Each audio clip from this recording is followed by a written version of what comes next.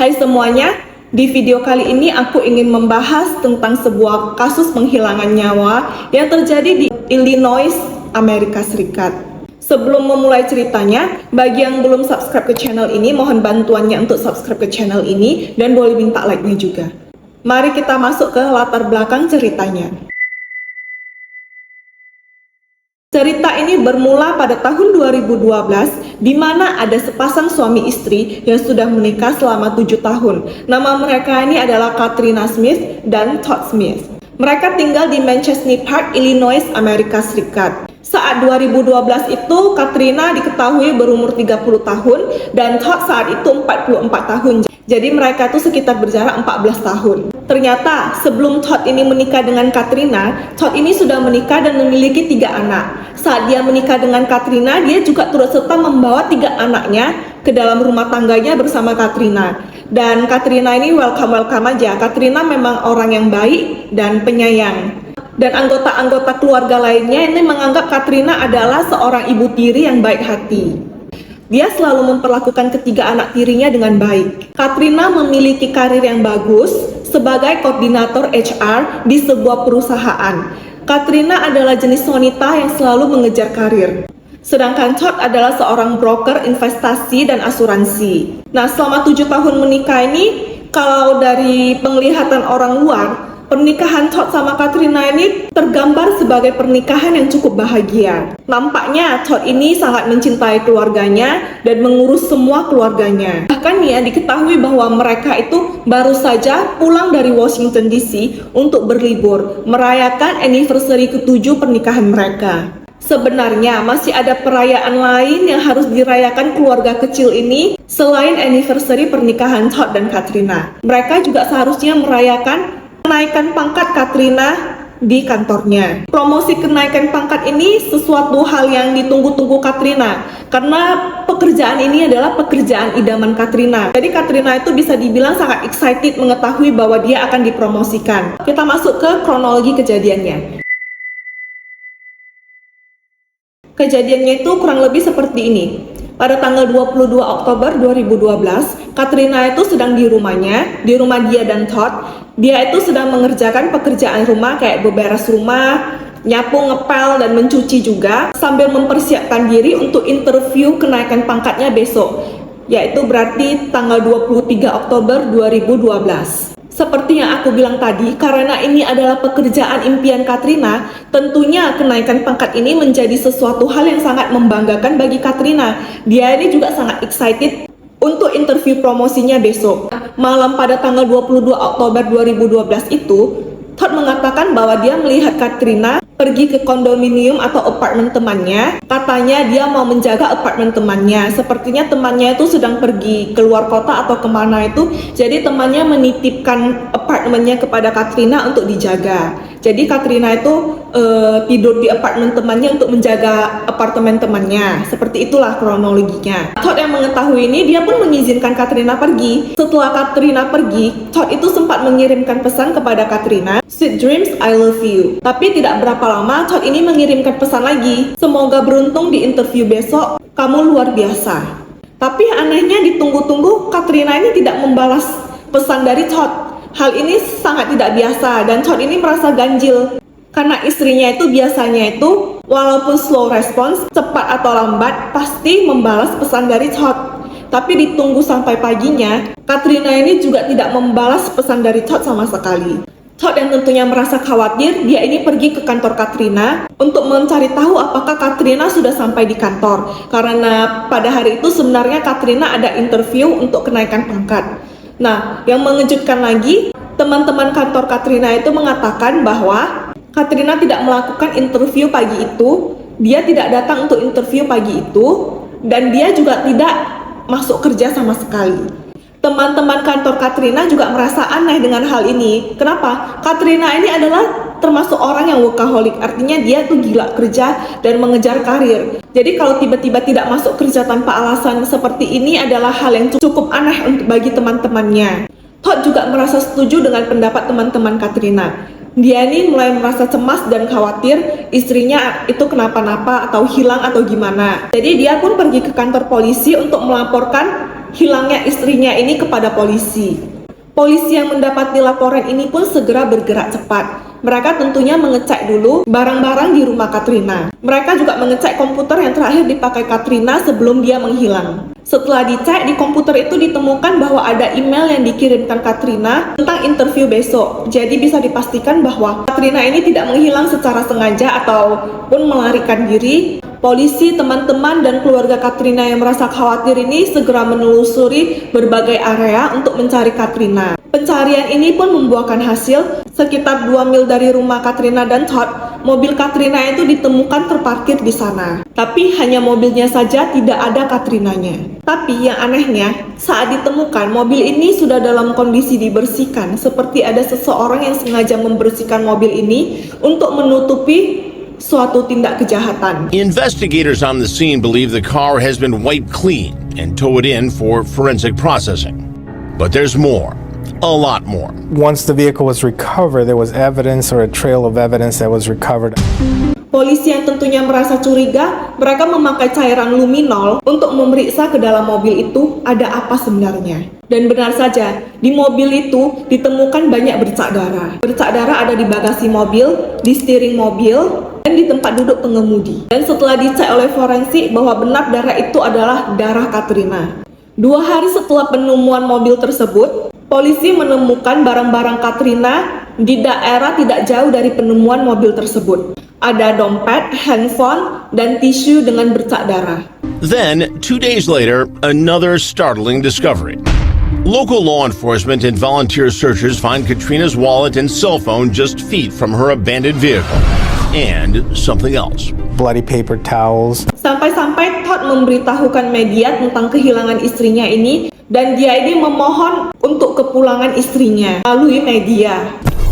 Horrible. I just wanted to come home. Setelah mobil Karina ditemukan, barang-barangnya juga ditemukan, tapi orangnya ini belum ditemukan. Jadi polisi ini terus berupaya melakukan investigasi yang mendalam untuk bisa mendapatkan clue sebenarnya kemana Katrina ini. Di investigasi inilah polisi menemukan fakta yang mengejutkan, bahwa sebenarnya pernikahan Todd dan Katrina itu tidak sebahagia yang dikatakan oleh Todd. Katrina ini tidak benar-benar mencintai suaminya.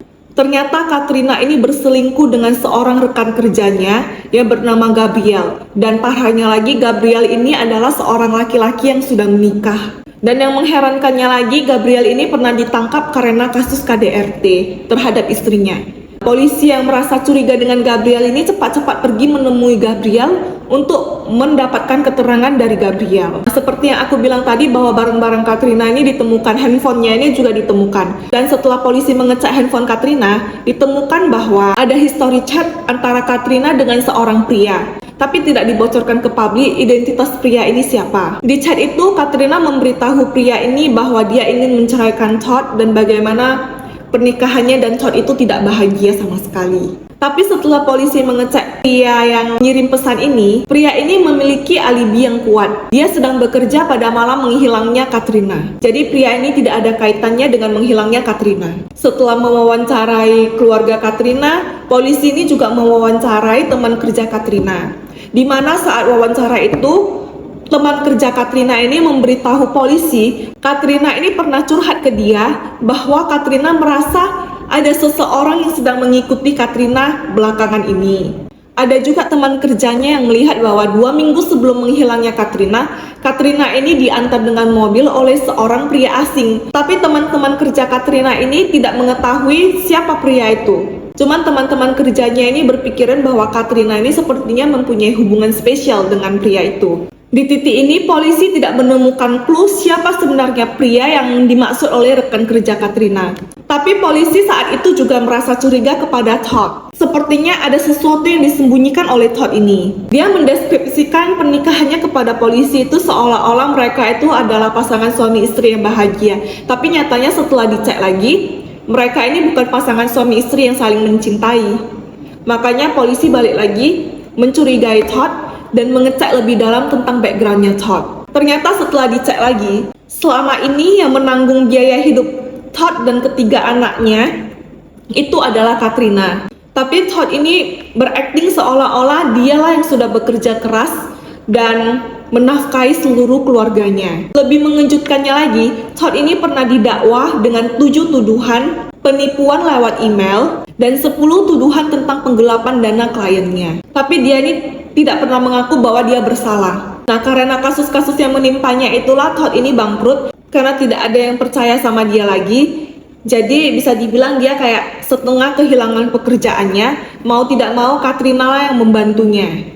Sekali lagi komputer dan background Todd ini dicek secara menyeluruh oleh polisi. Diketahui bahwa Todd ini awalnya bernama Todd Redreger, tapi kemudian dia mengubah namanya karena kasus yang dilakukannya pada usia 17 tahun. Dimana pada usia 17 tahun ini, Todd ini mencoba membakar rumah keluarganya sendiri, di mana di dalam rumah itu seluruh anggota keluarganya itu masih berada di rumah itu. Psycho kan nih orang. Cuman selama menikah ini, Katrina tidak mengetahui tentang kasus tersebut. Bahkan saat polisi mewawancarai keluarga Katrina, ayah tiri Katrina ini bersaksi kepada polisi bahwa sebenarnya Katrina itu pergi ke apartemen itu bukan apartemen temannya, tapi apartemen Katrina sendiri. Di mana sebenarnya Katrina itu sudah pindah keluar dari rumah yang ditempati dia dan Todd. Karena dia bermaksud untuk menceraikan Todd ini. Makanya dia pindah keluar untuk hidup sendiri, tinggal sendiri, menjauh dari Todd. Tapi Todd ini ngakunya ke polisi bahwa Katrina itu masih tinggal bersama dia. Dan malam itu Katrina pergi untuk menjaga apartemen temannya. Di titik ini polisi semakin curiga lagi karena sebenarnya banyak kebohongan-kebohongan yang sudah disampaikan oleh Todd. Bahkan kata ayah tiri Katrina ini sudah keluar dari rumah beberapa bulan yang lalu.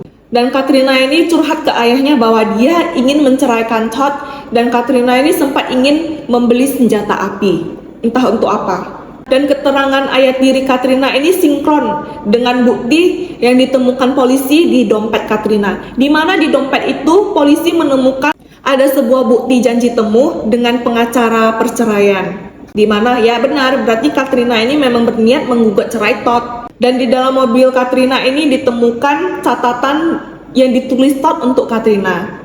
Di mana dia menuliskan, aku akan melakukan apapun, aku ingin menua bersamamu. Aku mencintaimu dan menyayangimu, Katrina.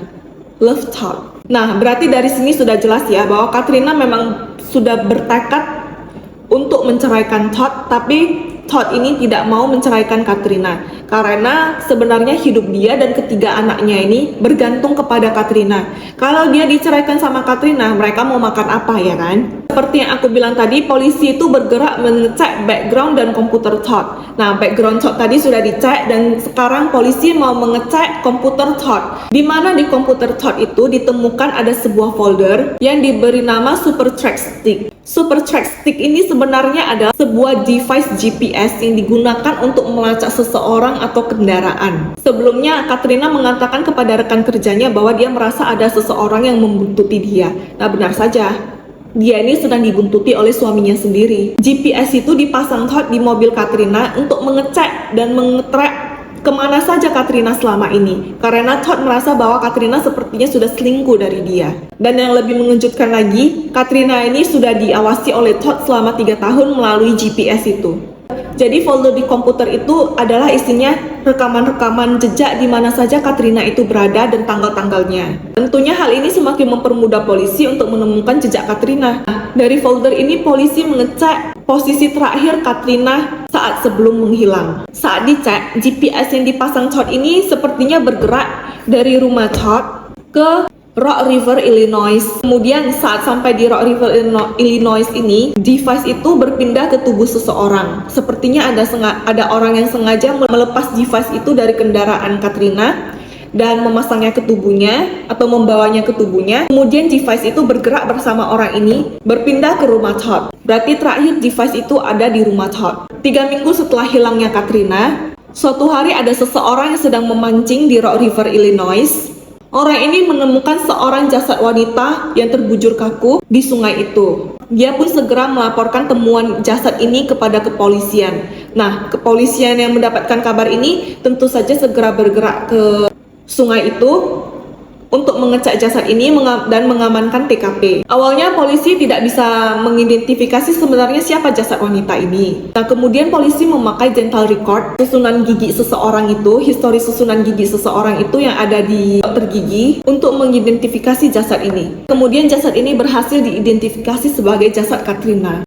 Jasad Katrina ini sebenarnya ditemukan 25 mil dari rumahnya. Setelah berhasil diidentifikasi, kemudian polisi melakukan otopsi kepada jasad Katrina. Dari otopsi ini bisa disimpulkan bahwa kematian Katrina adalah disebabkan oleh pukulan benda tumpul. Sekujur tubuh Katrina itu dari kepala sampai ujung kaki, semuanya itu dipukul sebanyak 24 kali dengan benda tumpul. Dan kepala Katrina itu setidaknya dipukul 7 kali oleh benda tumpul itu. Untungnya polisi juga mengetahui senjata apa yang digunakan oleh pelaku untuk menghilangkan nyawa Katrina. Senjatanya tidak lain dan tidak bukan adalah tongkat baseball berbahan aluminium bermerek Louisville Slugger. Polisi yang tentunya sudah curiga berat kepada Todd segera bergerak ke rumah Todd untuk memeriksa rumah Todd. Seluruh rumah Todd itu diperiksa, ditemukan ada tongkat baseball yang dimaksud oleh polisi. Bahkan di tongkat baseball itu masih ada bercak darah Katrina. Senjata pembunuhannya itu ditemukan di dalam rumah Todd sendiri. Todd kemudian diamankan dan dia dituntut pasal pembunuhan, KDRT, penganiayaan, dan penghilangan bukti kejahatan. Todd ini sepertinya orangnya manipulatif. Di titik ini, bahkan semua bukti sudah mengarah kepada dia, tapi dia juga masih tidak mau mengakui kesalahannya, kejahatannya. Jadi polisi ini berasumsi bahwa kronologinya adalah seperti ini. Pada malam menghilangnya Katrina 22 Oktober 2012, Todd yang karirnya sudah hancur karena gugatan yang diajukan oleh klien-kliennya ini tidak mau bercerai dari Katrina, tapi Katrina yang sudah tidak tahan karena harus terus menafkahi Todd ini berupaya untuk mengajukan gugatan kepada Todd. Malam itu sepertinya mereka ini bertengkar hebat dan berakhir dengan Todd yang memukul istrinya dengan tongkat baseball. Tidak disangka pukulan itu harus berakhir dengan hilangnya nyawa Katrina. Todd yang panik ini pun membuang jasad Katrina ini ke sungai. Setelah itu, dia membawa mobil Katrina dan memarkirnya berjarak 2 mil dari rumahnya. Kemudian dia juga membersihkan mobil Katrina itu demi menghilangkan barang bukti.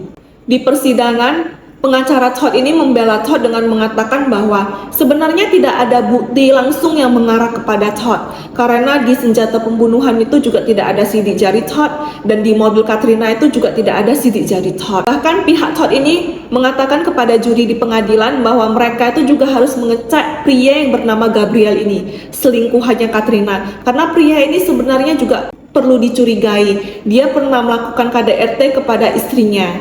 Tapi sepertinya usaha pembelaan Todd ini gagal, karena bagaimanapun hakim tetap memutuskan bahwa Todd ini bersalah dan dia dijatuhi hukuman 59 tahun penjara. Karena sebenarnya bukti-bukti yang mengarah kepada Todd itu sudah jelas. Bukti-bukti GPS dia membuntuti Katrina dan pergerakan GPS yang mencurigakan, serta penemuan tongkat baseball yang masih ada bercak darahnya di rumah Katrina. Kalau bukan dia yang membunuh Katrina, siapa lagi?